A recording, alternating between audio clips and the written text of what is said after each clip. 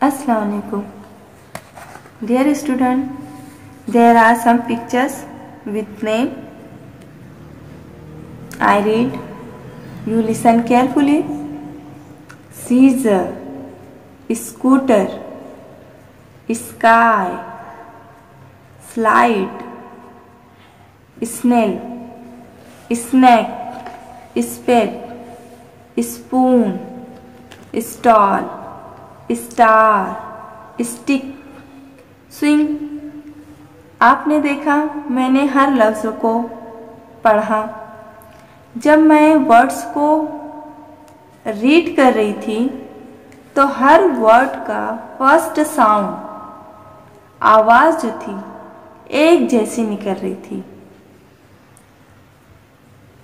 Scissor, scooter, sky, slide, snail, snack, spade, spoon, stall, star, stick, swing.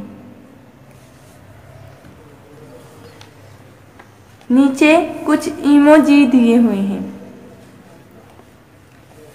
आप इन्हें समझ ही पा रहे होंगे कि ये क्या जाहिर कर रहे हैं।